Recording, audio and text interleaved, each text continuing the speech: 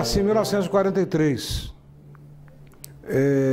31 de maio de 43, Salomão Magalhães Borges, meu pai, é Maria Fragoso Borges.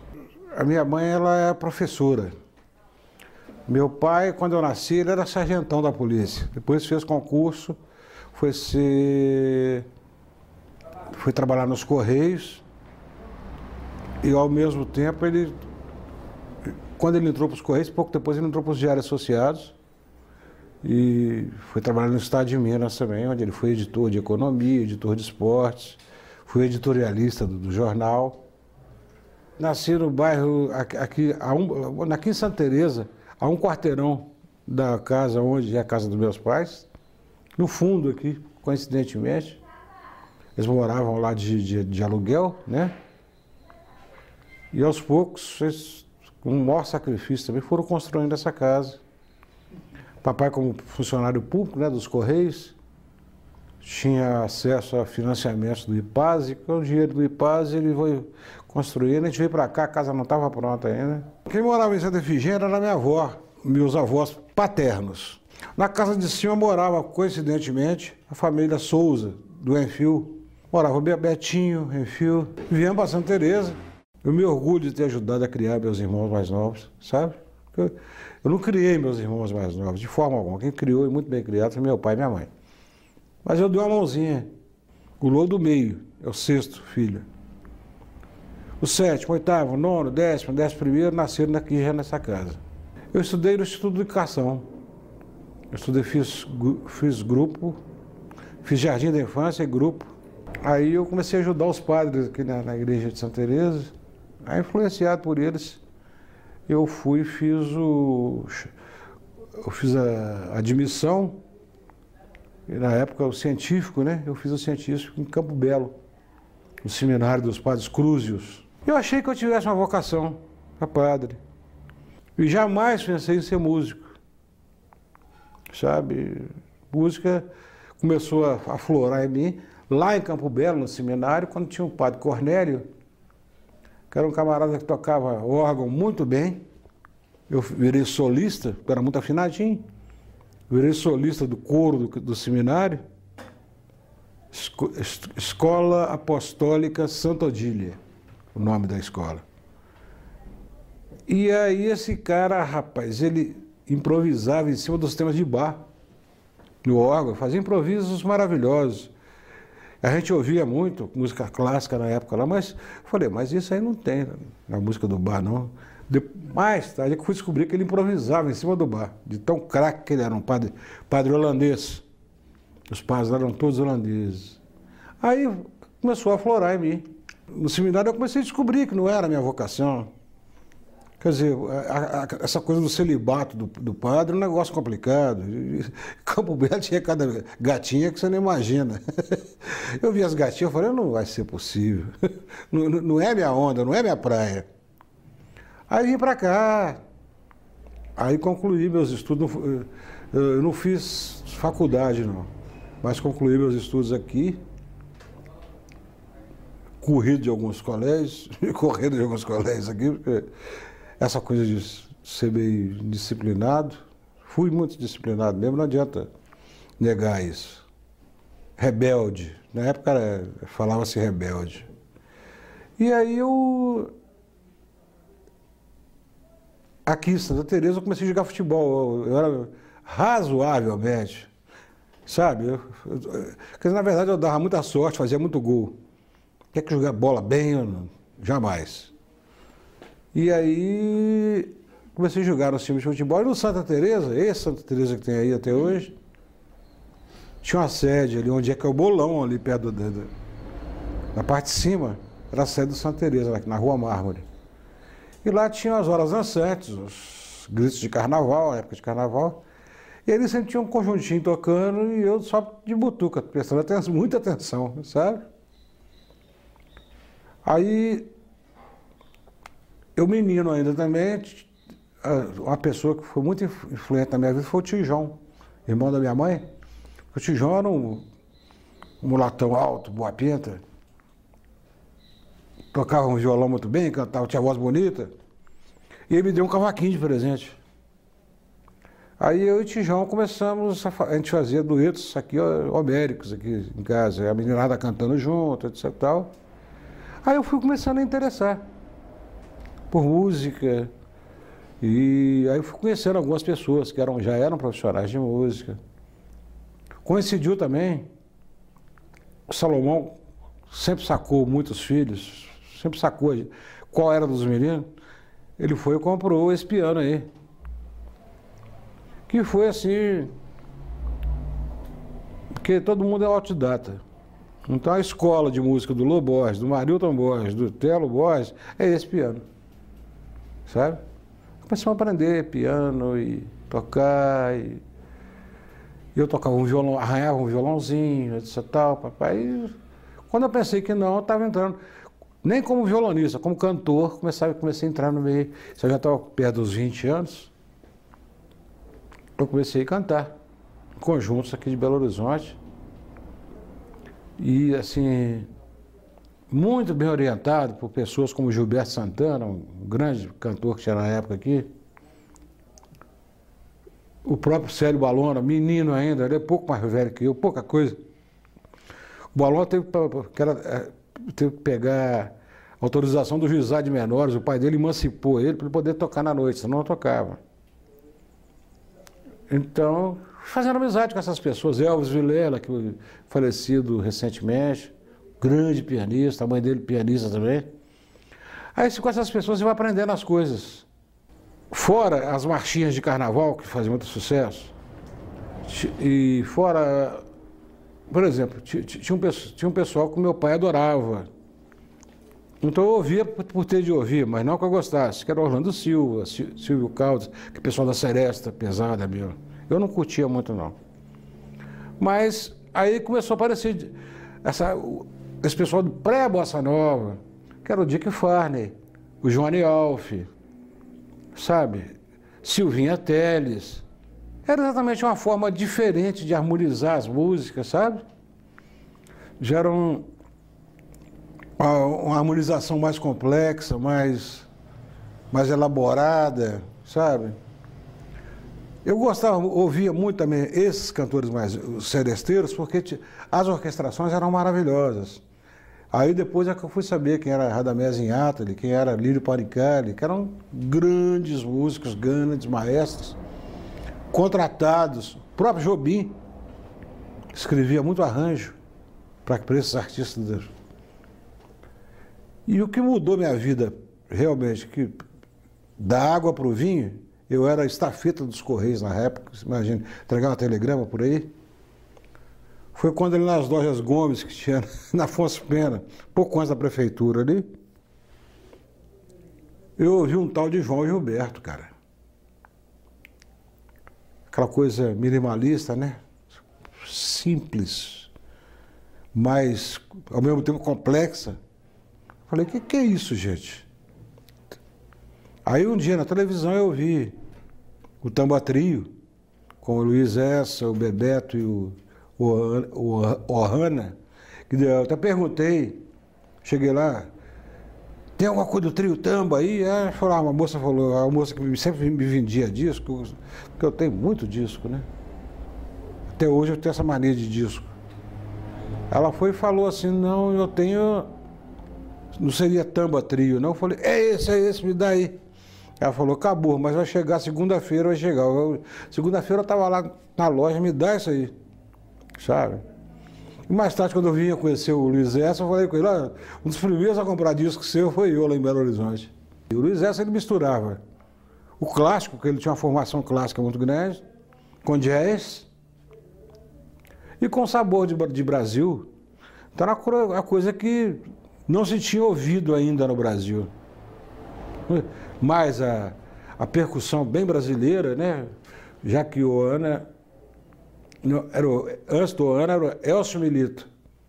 Porque anos depois eu trabalhei com o irmão desse Elcio Milito, o Osmar Milito. Elcio Milito e o Bebeto.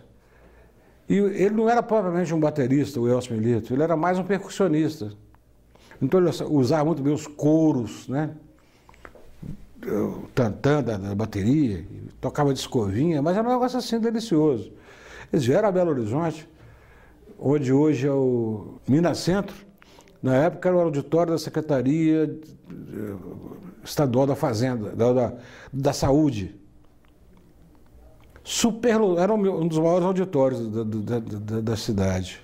Superlotou aquilo com o Tambatri, de voltar gente. Mais de 1000 pessoas e tal. E eu fui lá ver. A gente juntava uns amigos aí e ficava dublando Elvis Presley, porque já eram algumas manifestações dos Estados Unidos que a gente gostava. Paul Anka, sempre a gente gostou muito. E Diana, né? Diana que E essa informação musical, ela vinha via rádio.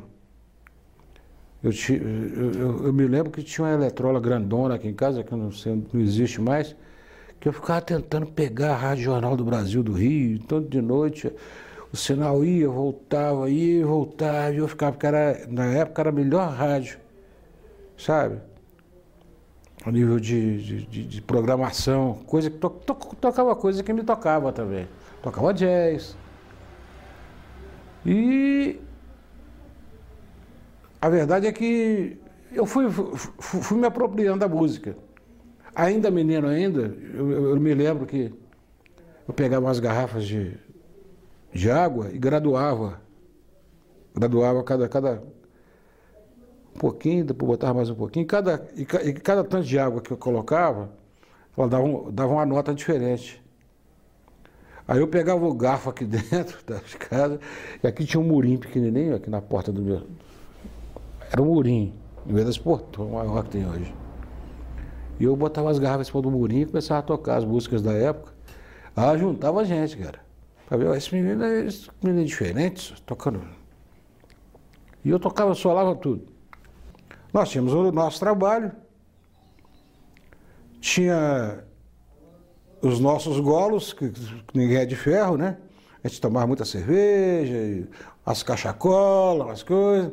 E o futebol. O futebol nos aproximava muito, porque aqui em Santa Teresa tinha aproximadamente de 10 a 12 times de futebol. E eu praticamente joguei em todos, sabe? Então o esporte era uma coisa que aproximava a gente muito uns dos outros. E as horas dançantes, isso já no Levi e aqui também, sabe? Nos clubes. Esse Clube Oás não existia ainda. Aqui nós tínhamos o Santa Teresa, tínhamos o Ideal Clube ali descendo, que era do professor Manuel Teixeira, um grande batalhador pelo teatro mineiro. E tinha o Clube dos 50, na esquina em frente ao Bolão. Tem até hoje lá o prédio, um sobradinho que tem ali. E tinha o cinema. O cinema ali era sagrado pra gente, sabe? Fora as séries que a gente via no domingo. E durante a semana, você não tinha um filme proibido para 14, você não podia entrar, você entrava pela grade na marra, tinha a grade do cinema, um segurava a grade e o outro, muito magrinho na época, né? Sem grana também para pagar o cinema. Então, o Cine Santa Teresa também foi uma grande influência minha, não só na questão cultural, passavam bons filmes, passava muita porcaria também, mas bons filmes, como também na minha iniciação sexual, porque eu estava sempre com a namoradinha no cinema, sabe? E, na verdade, essa coisa do cinema, para a minha geração, quando apareceu a primeira televisão, foi e apareceu uma figura chamada televisinho, que era um negócio brabo. Você comprava uma televisão, a vizinhança toda vinha ver, que era uma novidade, né? Então eu sou filho do cinema e da música, né? Aí eu comecei, aí eu me ligava, sabe, nas trilhas de cinema, sabe? Os filmes musicais, grandes musicais, Dançando na Chuva com Gene Kelly. E nossa, sete Noivas para Sete Irmãos. E The West Side Story, que é um negócio que ocorre entre imigrantes latinos lá em Nova York, uma briga de gangues, mas tudo musicado, lindo, sabe? Do Bernstein. Então, se aquilo ali, se entrava engraçado. E tema de jazz. O filme é um filme piegas até. Piquenique, Férias de Amor. Com William Holden e a Kim Novak. Mas a trilha toda jazzificada, inclusive com Barney Kessel tocando ao fundo. Então esse filme eu vi umas 30 vezes. E até hoje parece na televisão, Férias de Amor. Tá o Mariltinho sentado dando a primeira cadeira para ver o Férias de Amor. Aí já recordando minha juventude, né? Nos 14, eu já estava ligado em cinema, tanto que eu não podia assistir cinema à noite, porque eu não entrava, era tudo. Menor de 14 anos não entrava, eu já era baixinho, porque era difícil de entrar. E tinha o footing. Então, assim, era engraçado, porque tinha o footing, que era o seguinte, o footing... A praça era dividida em três... Tinha 3 mini praças e no número ficavam os filhos do bairro. No outro ficavam as domésticas do bairro. E no outro ficavam os militares que tinham, sabe, o 5º Batalhão era aqui na praça. Então era uma coisa assim, engraçado, não se misturava. Eu acho que era um total não. Já tinha um preconceitozinho aí, sabe? Em cima disso. Você me lembrou disso agora, eu lembrei também. Porque não tinha por que não se misturar. Era para a gente participar de todos os footings que tinham aqui. Um era em frente ao bolão ali, outro em frente ao cinema e o outro onde está o coreto, hoje, em frente à igreja. A mamãe lecionava diversos grupos, ela quis fazer a própria escola dela. Então ela fez o curso Senhora de Fátima, aqui. E nós fomos para lá, mudamos com a família toda para lá, no edifício Levi. E aqui se transformou a escola da minha mãe. Quase que uma elitezinha que morava no centro. Mas, na verdade, eu sempre fui apaixonado, meio apaixonado com Santa Teresa. Eu tinha namorado em Santa Teresa, etc. Então, eu estava aqui em Santa Teresa quase todo dia, sabe? Vinha cá, tinha minha turma de futebol que estava toda aqui. Apesar de uma grande... A gente fez uma grande... A turma do Levi, fizemos uma turminha também assim lá, que aí já não era futebol de campo mais, como era aqui em Santa Teresa, lá já era salão, futebol de salão. Mais de 30 pessoas, tinha o Carlinhos Lopes, Paulinho S., Tasso Gomide, Marcelo Ferrari, Ricardo Rezende, os James, Cássio James, mais de 30. O Carlinho Flex, que o Carlinho chamava de Carlinho Flex, foi o Carlinho. Hoje está barrigudão, grandão, o Carlinho era magrelo e alto. E a perna dele começava aqui debaixo do queixo, quase. Ele tinha uma perna muito comprida. Então, mas ele pulava tão alto com o pé, que algumas placas dali da Rua Tupis foram quebradas pelos chutes do Carlinhos. A placa de comércio, lá no alto, ele pulava mesmo. Então pegou o apelido de Carlinho Flex, sabe? Grande amigo, grande parceiro. Eu comecei a trabalhar cedo. O meu primeiro emprego foi como... Na época não se falava office boy, chamava de contínuo. Então fui contínuo do Sindicato dos Jornalistas, que era ali na Afonso Pena, quase esquina com São Paulo. De lá eu fui ser contínuo da Belgo Mineira. Fiquei também um pouco lá, depois fui trabalhar nos Correios. E dos Correios eu parei, falei assim, eu até cresci muito rápido dentro dos Correios, mas aí eu não queria, aí eu já estava influenciado pela música. Ali na Rua São Paulo, antes era Cine Tupi, depois virou Cine Jax, e hoje é o Shopping Cidade, né? Ali no Cine Tupi, em frente tinha uma churrascaria Palácio. E essa churrascaria Palácio tinha música ao vivo. com Deise Guastini, com Nazário Cordeiro, o Washington, que toca até hoje aí, o Washington Toledo, toca por aí. E a gente ia para lá tomar um chopp e ouvir música boa. Era uma turma da pesada. Aécio Flávio, o maestro Aécio Flávio, que também era um cara fantástico. Então ali a gente estreitou os laços com músicos e os nossos laços com aqueles que eram mais musicais na turma. Uma vez, eu dei uma canja lá, de vez em quando ô Marilton, dá uma canja aqui, eu ia lá e cantava. Um dia eu cantando, alguns amigos, algumas pessoas viram e falaram assim, olha, nós temos um conjunto, chamado Conjunto Lancaster. Você não quer ser o crooner do Conjunto Lancaster, não cantar no Conjunto Lancaster? Pessoas perguntar duas vezes, né, bicho? Topei na hora. E a gente começou a tocar lá no Retiro das Pedras, na hora dançante do Retiro das...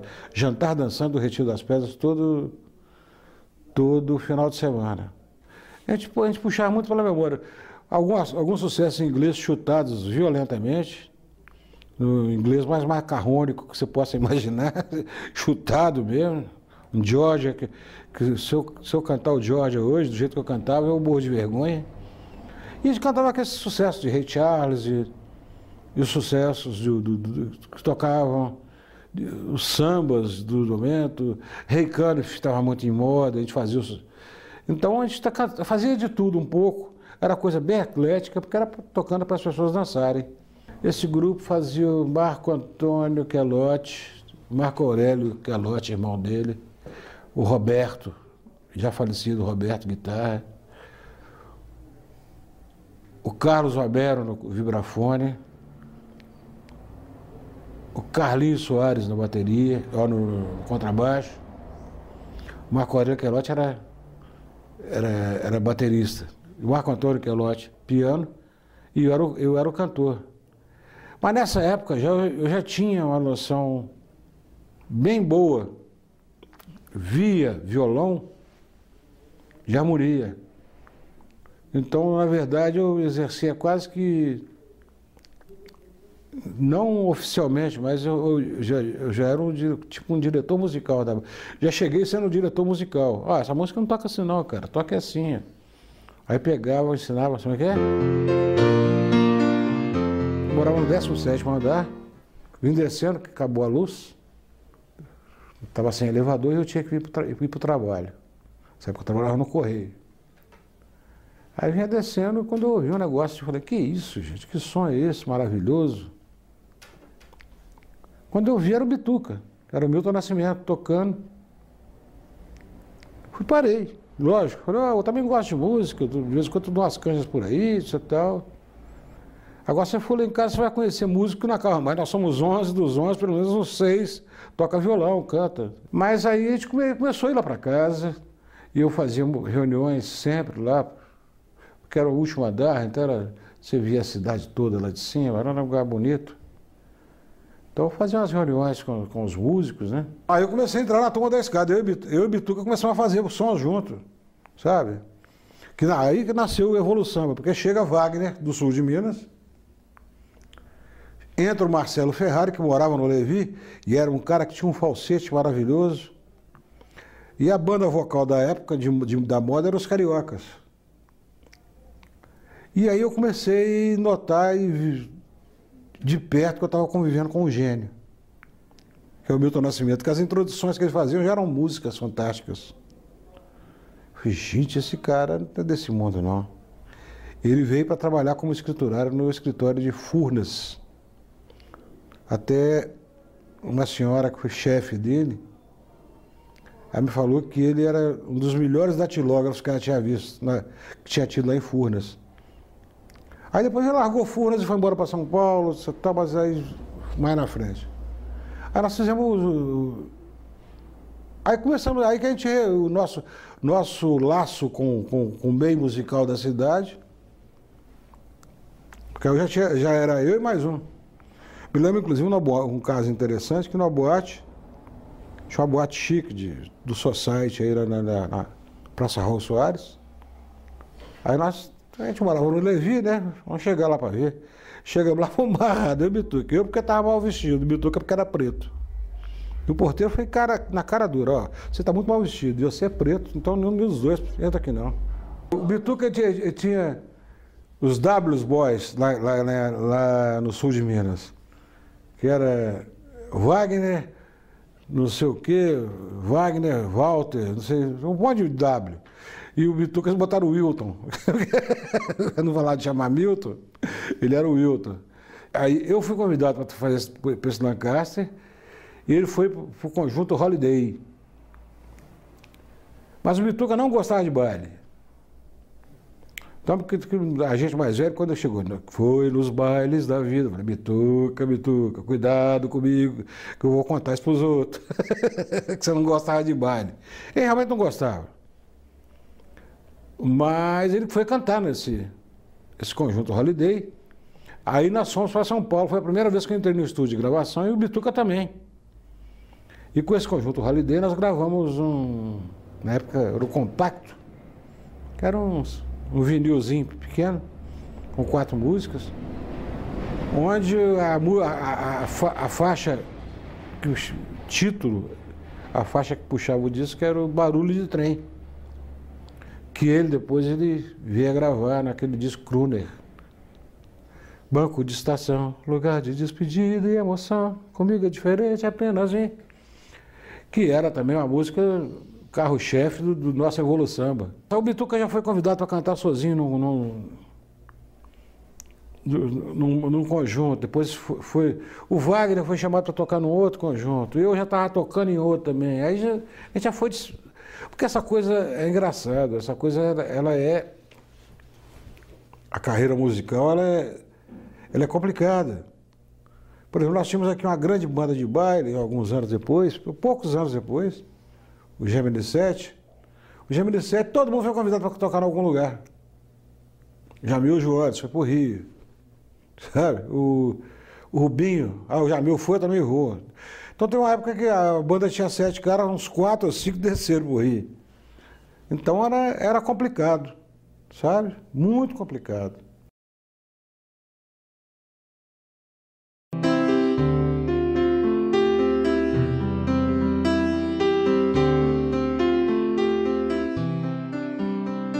Eu já tentei morar no Rio 6 vezes, não consegui. Uma dessas vezes eu fui tocar também 20 e poucos anos.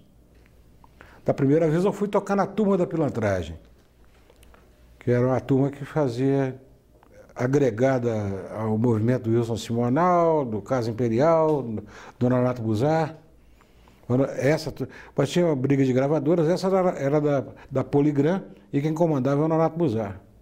E gravamos alguns discos lá no Rio, e era uma super banda, essa eu cantava também. Numa outra vez eu fui tocar com o irmão do Elcio Milito, do Tamba Trio, que chamava Osmar Milito, um dos maiores pianistas que eu já vi na minha vida. Só que ele descobriu que eu rabiscava alguma coisa no piano. Então tinha um programa na Globo que chamava o Show da Girafa, aos domingos, com a Sandra Breia, que já faleceu, e o Murilo Neri. O Show da Girafa acompanhava ao vivo alguns cantores. A hora que ele descobriu que eu rabiscava no piano, ele aproveitava para dormir e falava, Marilton, chega lá no avião da manhã e ensaia os caras para mim lá. E eu ia, numa boa, porque eu estava exercitando. Ao voltar para Belo Horizonte, depois dessa... Só para contar um detalhe desse, do Osmar Milito, dessa época do Osmar Milito, que tinha um outro conjunto que tocava na boate, do qual fazia parte a Maria Alcina. Então nós fizemos o Fio Maravilha juntos, ganhamos o Festival Internacional da Canção, fazendo backing vocal também. Era o Quarteto Forma, que chamava-se Quarteto Forma. Ela cantava, ela fazia o show na boate que a gente trabalhava, lá no Rio, o Number One. Esse Number One era em Ipanema. Era o boate dos globais. E o Boni frequentava o Number One, onde a gente tocava. Era um Scott Bar, um piano bar.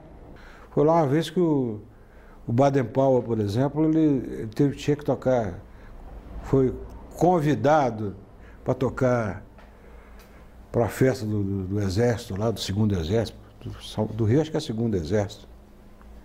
Aniversário, né, da Revolução.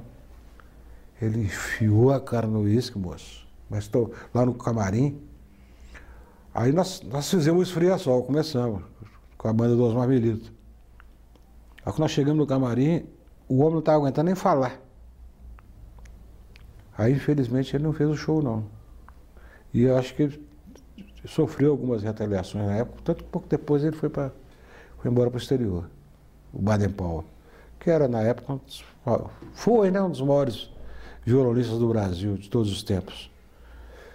Mas, então, era nessa boate que tinha diversos shows. E a gente participava do show do Osmar Melito e participava do show da Maria Alcina. Ela toda vestida, sabe, uma coisa assim meio... Você não sabia se era brega demais ou kit. É um troço... Sabe, mas a verdade é que ela chamou a atenção da sociedade. E ali frequentava os Globais. E o Boni frequentava. O Daniel Filho frequentava. Um dia eu vejo o senhor assim, eu vejo um cabelão caído na cara, o cara meio bêbado, falando pro jovem: meu filho, eu não amo sua mãe mais, eu vou parar com isso. É uma mentira. De óculos, né? Eu não reconheci. Depois, na hora que ele puxou o cabelo, ainda que de óculos, era o grande maestro Tom Jobim.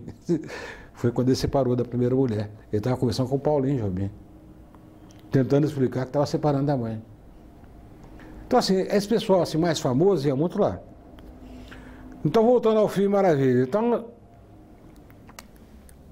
você falar em Flamengo, no Rio de Janeiro, é brincadeira, né, bicho? Aí no Maracanãzinho lotado, na hora que nós subimos no palco, eu te confesso que eu fiquei assustado. Aquilo lotado e parecia assim, aquela legião de bandeiras rubro-negras. Fio era o centroavante absolutamente. Era um tipo Dario do Atlético aqui, era um tipo, assim, não era um craque, mas fazia muito gol e caiu nas graças. Então o Jorge Benjó, na época só Jorge Ben, o Jorge Ben era apaixonado pelo Flamengo e fez essa canção em homenagem ao Fio.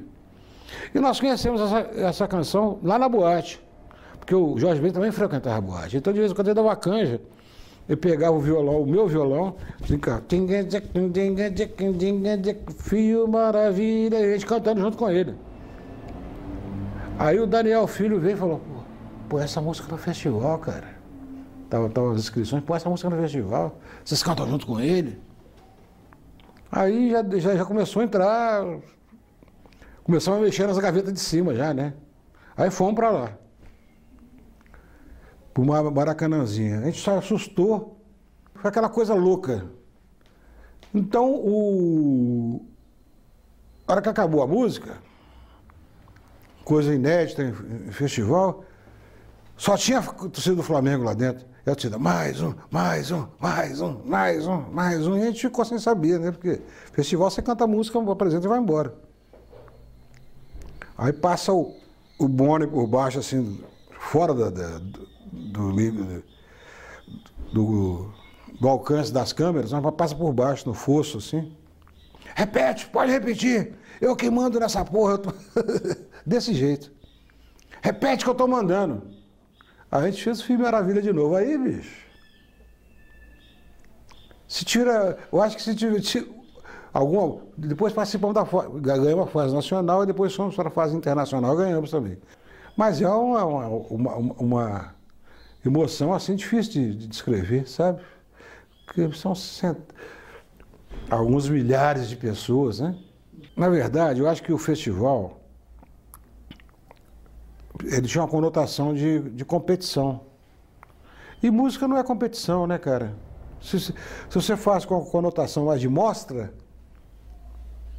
você vai mostrar seu trabalho, o outro vai mostrar, o Milton, fica mais fácil, todo mundo vai.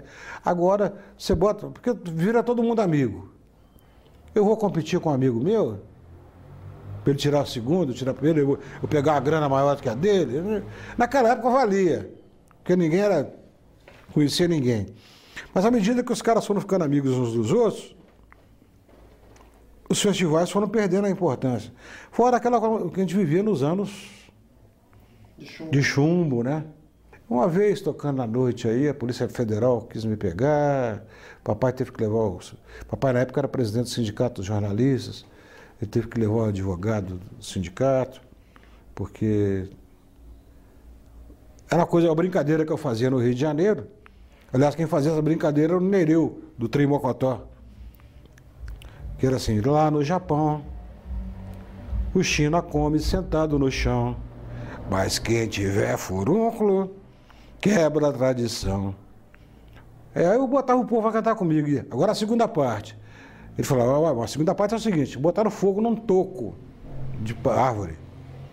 Aí o povo cantava, toco cru pegando fogo, e ninguém tem nada com isso. O toco é meu, o toco é meu, o toco é meu. Agora vocês. Aí eu fazia. Aí o povo mandava, né, do jeito que tinha que ser. Tinha um idiota lá da Polícia Federal que achou que eu estava incitando o pessoal à pornografia. Mas foi a única coisa que eu tive assim, problemas policiais com relação à música. Mas assim, o Bituca, por exemplo, alguns discos do Bituca tiveram que sair sem a letra. O Cirlan teve, o Vivas da Pátria, teve problemas, que ele fez o Vivas da Pátria com um arranjo do César Camargo e teve problemas. O Bituca mesmo, ele falou que tinha um cara lá, que era coronel Erasmo Dias, que era chefe de polícia de São Paulo, que não gostava dele e que já tinha prometido que mandar ele ficar esperto. Isso o Bituca me contou. Então assim, sabe, Gonzaguinha teve problemas, Gonzaguinha era muito meu amigo, teve problemas. E a turma assim, porque na verdade não tinha como você não tomar partido, sabe? Agora só que a maioria das pessoas do meio se resguardava porque a coisa não era brincadeira, não. Um cunhado meu, esse L'Hermitage mesmo, onde eu comecei a tocar piano, tinha um cunhado meu que era gerente da casa. Esse cunhado que foi casado com minha irmã. Sem mais nem menos, um dia chega lá uma escolta do exército e pega ele e bota a mão. Ele leva ele embora, ele mais um garçom e não sei o quê. Denúncia falsa. Depois soltaram, porque não tinha. Sabe? Falaram, Manolo, falar que você era, ele era espanhol, né? Falar que você era Tupamaro, né, cara? Gozando a cara dele. Mas, na verdade, era assim, não tinha... O cara te botava a mão e te jogava dentro do camburão e depois você ia ver o que acontecia. Você podia aparecer de novo ou não. Porque tinha tal aliança, né? Da Argentina com... Brasil, Argentina e Chile. Eram unidos. O Cone Sul, de uma maneira geral, era regido pelo mesmo sistema, sabe? De absoluta, um desrespeito absoluto às liberdades individuais e à liberdade de expressão. Então você tinha que tomar cuidado. Eu cantei uma música do Tavinho Moura, Como Vai Minha Aldeia. Inclusive, teve a minha querida Leide Francisco, que até então Lô Borges e Beto Guedes eram duas figuras que ninguém conhecia. Então, a música que eles cantaram foi Equatorial. Então, próxima concorrente, isso é a Leide Francisco. Equatoril, de Bete Guedes e Lu Borges, sabe? Aí, os caras já entraram cabreiros. E eu ganhei, eu tirei segundo lugar, com Vai Meu Aldeia, do Tavinho Moura, só cantando também, com arranjo do Nivaldo Ornelas. Isso foi por volta de 68, 69, por aí. Que era a época dos festivais mesmo. De uma certa forma, eu comecei a trabalhar na Som Livre, logo que inaugurou a Som Livre. E foi quando eu aprendi cifra pela primeira vez. Morávamos, eu, Elvis Vilela, pianista, e o Rubinho Moreira, batera. Morávamos os três juntos. Aí o maestro Valtel Blanco, que era o principal maestro da Som Livre, O Valtel chegou e falou assim: ô Mário, você tem tanto jeito para armar os vocais, você lê cifra? Eu falei, leio. Lia nada, mentira. Leio. Ele falou, então amanhã, 10 horas, tem uma gravação para você fazer. Aí cheguei em casa, bicho. Eu sabia que o Elvis lia a cifra muito bem. E o Elvis cheio de goró. Aí fui lá na cozinha, fiz um café bem quente, daquele espertão mesmo, com pouquíssimo açúcar. Ô Elvis, toma esse café. Não, eu vou tomar café. Então toma esse café aqui, rapaz. Você não está passando bem, não? Ele acordou e tomou o café. Ele melhorou um pouquinho, acendeu. Eu falei, você tem que me ensinar cifra, cara. Ele falou, não, depois que eu melhorar, eu ensino para você. Eu falei, não, você tem que me ensinar agora. Eu tenho gravação amanhã 10 horas com essa porcaria e eu tenho que ler. Ele falou, você é doido. Aí ele me ensinou como é que, o que era uma 13ª, 11ª, quinta, etc. Tal. Eu fiz uma tabelinha no caderno, estava com o caderninho na mão, fiz uma tabelinha em todos os tons. Então, com a maior dificuldade, eu li a cifra que o maestro tinha feito, fiz um vocal lindíssimo e durante algum tempo eu fiquei sendo encarregado dos vocais da Som Livre. Porque é lógico que você vai se aprimorando. Aí volto para Belo Horizonte. Cheguei aqui, mamãe estava muito mal de saúde. Problemas de nervo, etc. Aí volto para Belo Horizonte e fui tocando, ainda cantar. Ali numa casa que tinha na rua Guajajaras, entre Bahia e Espírito Santo, chamada L'Ermitage. Só que o pianista era um amigo meu, que tinha sido o Gemini 7 também, o Eduardo Prates. A casa cheia, a gente ganhava pelo couvert. Casa lotada. E o Eduardo não aparecia, que era o pianista. O Eduardo não aparecia. E a casa enchendo, a casa enchendo. Aí o dono da casa já tinha visto eu brincando no piano. Falou, Mário, o Eduardo não vem não. Ligou, falou que tinha que fazer transporte. O caminhão atolou não sei aonde, não vai dar para ele vir não. Ela mandou avisar. Pega você mesmo. Peguei e nunca mais saí do piano. Profissionalmente. Entende? Em princípio, tocando as músicas todas num tom só, que era dó. Como eu digo para os amigos hoje, quando o cara me dá um dó maior, eu falei, esse é o tom do povo, né? Dó maior, que é a primeira nota, né? Da escala. Aí fui desenvolvendo. Com aquele conhecimento que eu tinha, que o Elvis tinha barra de cifra, eu comecei a ler cifra mais ou menos. E aí você vai desenvolvendo, vai criando linguagens, né? Lá no Levi ainda, a casa vivia cheia de gente. E músicos e etc. Tal. E aqui em casa é o seguinte, mamãe era muito brava, papai com a tranquilidade, isso é aquilo ali. Tranquilo, sossegado, jornalista, sabe? Cara, professor mais liberal, mais homem do mundo, né? Então, um dia que a mamãe tocou todo mundo. Eu não quero ninguém aqui em casa mais, não. Essa meninada aqui, essa rapaziada, não. Eu não estou aguentando isso aqui mais, não. Tocou todo mundo, menos o Bituca, que ele entrou debaixo da cama e ficou. Entrou pro nosso quarto, entrou debaixo da cama e ficou. Até a mamãe. Aí a mamãe fez de boba do ela viu que ele estava debaixo da cama. Aí falou, a hora que ela foi falar qualquer coisa, ela falou, eu sou filho também. Ela falou, quer saber da coisa? É mesmo. Porque ele almoçava com a gente, vivia o dia inteiro com a gente. Sabe? Então, a partir daí começou a ser um 12º filho. E prestando atenção, o Lô conta, né?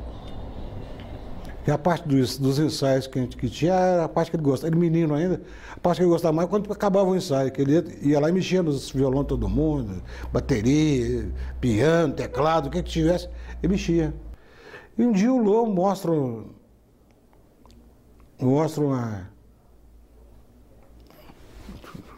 alguma coisa que tinha composto, muito mais novo que a gente.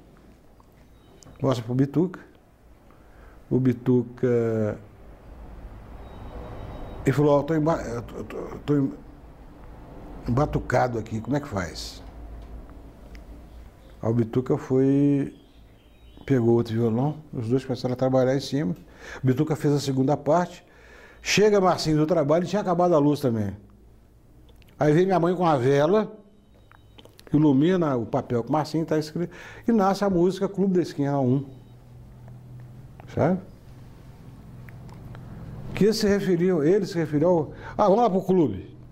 Que era, na verdade, era aquela subida ali da Paraisópolis, que ela é tão íngreme, né, que de repente dá para você sentar que quase sem encosta, né? sem deitar, sabe? Então a turma ficava ali porque tinha um barzinho do lado, eles pegavam a cerveja, ficavam batendo papo, tocando violão, etc. Tal. Aí o Marcinho faz uma letra em homenagem àquela esquina, sabe? Minha mãe, depois que virou esquina mesmo, o telefone tocava, quero falar com o Bituca, quero falar com o Lô, quero falar com quem fizer. Ela falava, ele está lá no clube dele, lá na esquina. Isso foi pegando o clube da esquina, que virou a música. Tempos depois, o Lô, ainda muito menino, é convidado pelo Bituca para gravar com ele um álbum chamado Clube da Esquina. E aí, com relação ao clube, assim, era incontestável, e é incontestável, a liderança do Bituca em cima dessa turma. E eu, de uma certa forma, eu já estava trabalhando em outra área ou seja, na noite, nos bailes, eu liderava uma banda de baile, o Gemini 7, que ganhava uma grana legal. Ou seja, eu comecei a trabalhar, depois comecei a trabalhar com propaganda também, ser diretor de arte de um estúdio aqui de Belo Horizonte. Então, ou seja, de repente você sente que os caminhos não são os mesmos. Embora a amizade permaneça a mesma, os caminhos não são os mesmos. E mesmo uma outra coisa que é fundamental, eu vou falar de um outro amigo já falecido, que era o Márcio José, que era um grande cantor aqui de Belo Horizonte. Cantava na noite comigo, era amigo e irmão.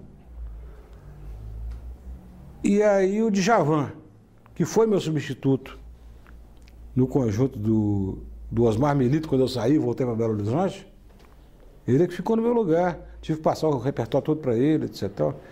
Mas o Djavan, que ficou amigo da gente também, tudo, a questão dos valores, inclusive monetários, e principalmente os monetários, são diferentes dificuldades que o Bituca tem de levantar 1 milhão, é a que eu tenho para levantar 5 mil reais. Então não adianta, porque o diálogo muda. Sabe? O cara tem uma casa que eu não posso ter, jamais terei. O cara ganha um dinheiro que...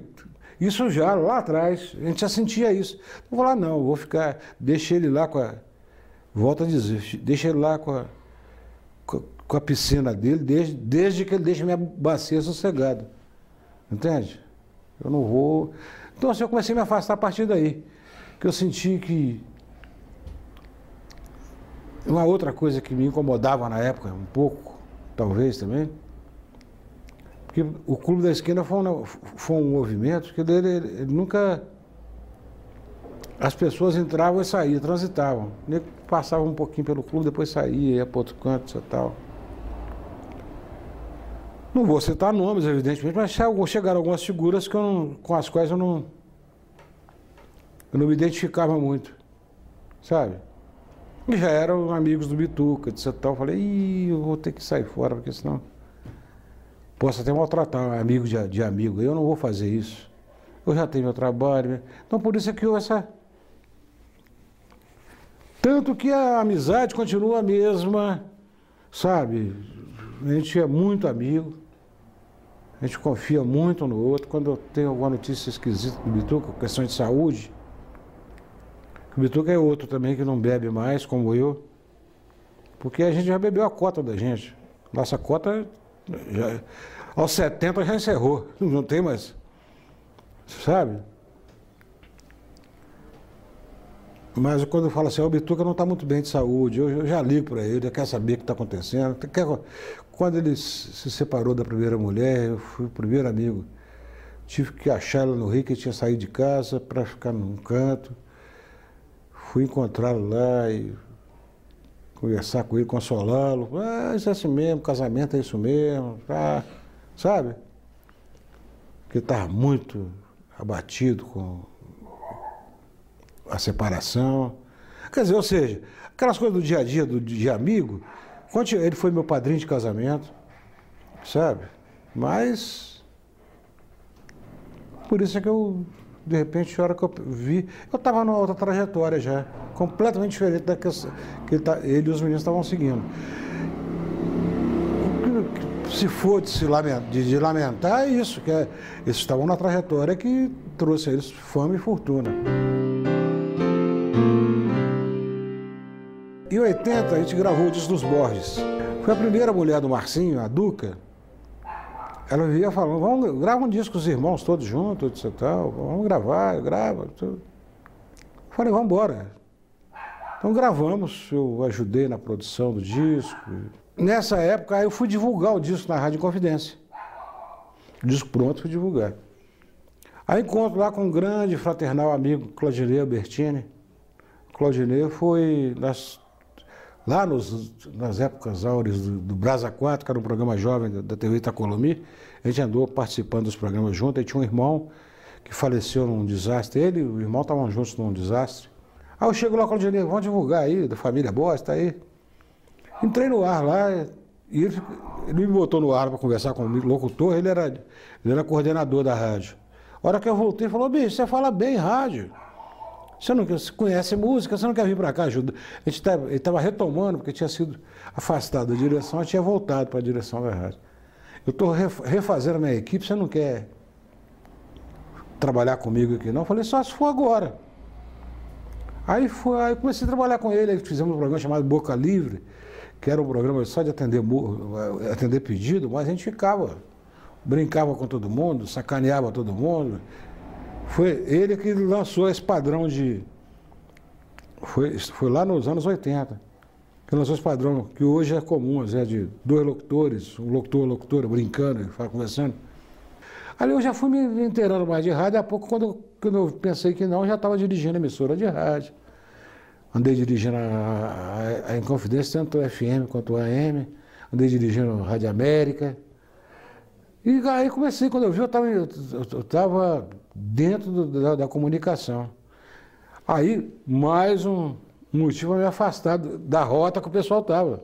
Já nessa época, eu já produzia jingles. Você fazia o jingle e depois ia tocar na festa. Tinha uma festa, eu acho que tem até hoje, a Festa da Propaganda Mineira, onde são premiados os melhor jingle, melhor não sei o quê, melhor não sei o quê, melhor não sei o quê. Você ia tocar. Normalmente, como eu já estava no meio, o Otto Marilton botava um triozinho, fazendo um sistema de jazz, umas coisas. Aí, um monte de jingle meu premiado, mas, na verdade, eles premiavam, não era eu. Era o estúdio e a equipe do estúdio. Eu falei, ô gente, mas eu perdi noites de sono, com os meninos doentes em casa, com dor de cabeça, com febre, bronquite e tudo. Eu fiz isso, fiz a letra, fiz o arranjo, chamei os músicos, gravei tudo. E saiu o nome de um monte de gente, saiu o nome do estúdio e eu não fazem nem menção à minha pessoa. Isso aconteceu uns 3 ou 4 anos. Aí eu falei, peraí, não vou mexer com isso mais não.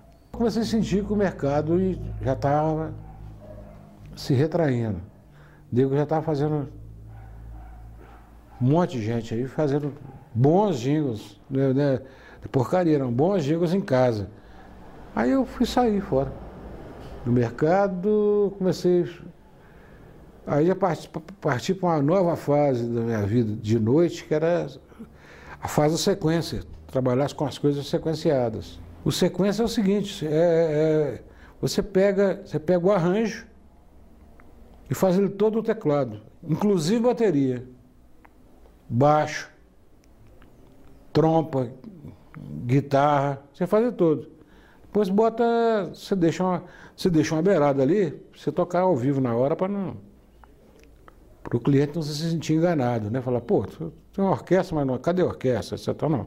Então você deixa uma beirada ali para você tocar ao vivo alguma coisa. E faz os arranjos em casa. Eu tenho para mais de 3.000 sequências, que alguns amigos de infância, etc. Essa ficou famoso, né, cara? Eu falo assim, famoso é o Lô. Famoso é o Bituca. Eu sou notório. Mas eu sou um notório músico notório de Minas Gerais. E graças a Deus, que no princípio havia um certo preconceito com quem tocava na noite, eu tocava, fazia fundo para festinha ou coisas assim, que eu faço até hoje com a maior naturalidade. Mas hoje, engraçado, cercado, talvez pela cabeça branca, não sei, cercado de um respeito que antes não existia. As grandes gravadoras não existem mais. Não existe gravadora, sabe? Existem grandes distribuidoras de discos. Mas as gravadoras, os grandes estúdios, acabaram, sabe? E assim, como os vendedores de automóvel dizem, né? Todo dia sai um trouxa para comprar um carro.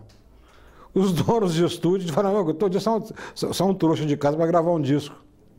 Mas assim, você tem que ter muita convicção. O espaço era melhor, o espaço era maior. Hoje em dia, por exemplo, porque na verdade você tem duas formas de mostrar, ou você faz um demo e leva numa gravadora e corre atrás, e outra coisa, as notícias que chegam pra gente do Rio, de São Paulo, dos amigos que tocam, músicos, são as piores possíveis. A noite ela, com música ao vivo, essa coisa, ela tá acabando. Primeiro por causa da lei seca. Eu tive casa noturna, eu sei, as dificuldades que um proprietário de casa noturna tem são muito grandes as dificuldades, porque o sujeito ele tem a questão da prefeitura, ele tem que documentos e documentos e documentos, sabe? Fiscais e mais fiscais, toda hora, sabe? Hoje as coisas estão mais difíceis. A juventude hoje ela passa muita dificuldade e eu não vejo da parte das autoridades uma complacência, pelo menos, com a juventude, principalmente nessa parte cultural. Eu me considero um Forrest Gump da música, porque eu tive perto de alguns acontecimentos muito importantes.